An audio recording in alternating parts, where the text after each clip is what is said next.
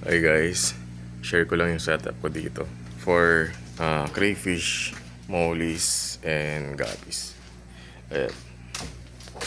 Dito yung apat na 75 gallons. Ayan. Dito yung mga plants na pwedeng for out. Ayan. Then may mga mollies. Ito kakatapos lang nilang kumain. Ayan.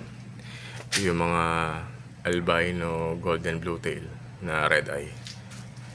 Same din dito sa kabila. Mga mollies din. Ayan. And then yung plants. Ayan. Ngayon ginagamit ko is yung sponge filter. Same din dito sa kabila. Sponge filter din. Ayan. Naka-ready naman yung mga filter nila sa taas. Ayan. Yung some filter. Same sa dulo. Then dito sa kabila. Kaka-set up lang kahapon. Ayan.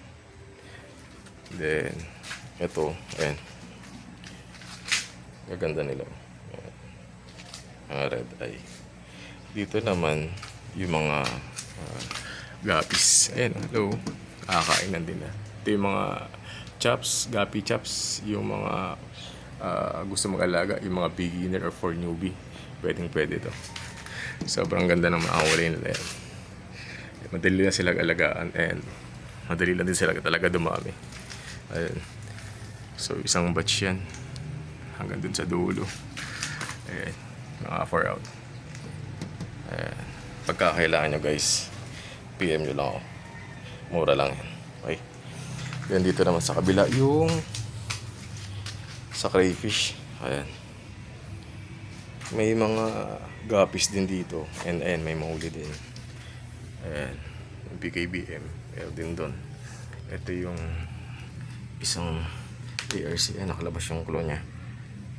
Ayan. Dito. Meron din. Ayan. Dito yung sa mga breeder. Ayan. Then, ayan. Dito. Tinamungay lang ka. Ayan. Dito naman, yung laman ng dalawang ref tub. Ito is water lettuce. Same din sa kabilang ref tub. Ayan. 4 out na yan. Mura lang yan. Ayan. PM nyo lang ako guys pagka kailangan nyo, no? Ito naman yung mga pinutol ko kahapon na hides for craylings. And dito naman sa dalawang tank na to, ayan, parang may isang gapi lang dito. Ayan, dyan. Ito yung mga plants for out. Then ito gapis din yan, mga chops lang din. Lumamay na rin yung plants nila. Ayan. Dito na tayo sa loob. Ito yung kape guys.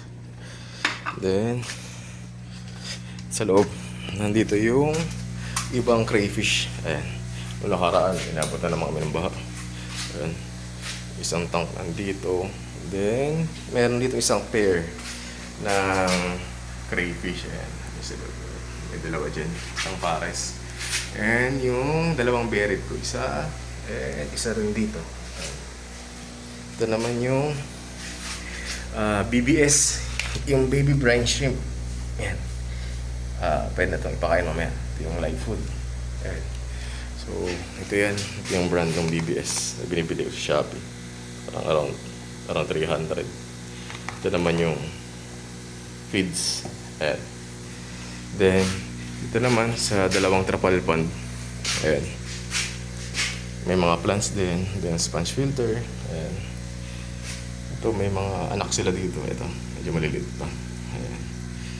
Hello, kakainan din nila. Ayan. Ang ganda nila kasi ayan, ang ganda yung kulay. Ang ganda ng kulay nila. Ayan. Then, yung iba, ayan, dito. Ayan. So, yung mga plants na nandito is gabi grass. Ayan. Gabi grass.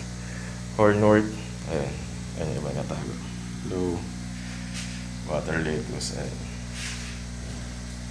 Tapos dito naman sa kabilang trapalpan is yung mga albino golden blue tail din. Same nung nasa labas yung nasa unang video.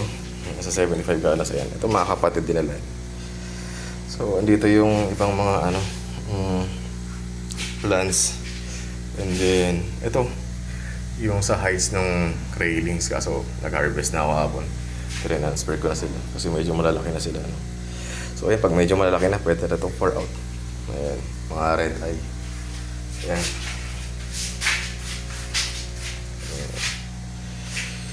Yung nilagay ko pala dito yung mga lava rings, no? Yung maliliit pa yung mga acrylics dati. Ayan, taguan nila yan. Ayan. Then sa kabila naman, ito yung pant naman for yung mga PKBM. Ayan, yung mga white na maulis. Ayan. May mga plants din. So, kailangan maraming heights. Ayan. Nanganak na naman yung ibang gabis. Sobrang bilis dumami. Ayan. Pagka gusto nyo guys mag-alaga, PM nyo lang ako. Yun lang. Thank you.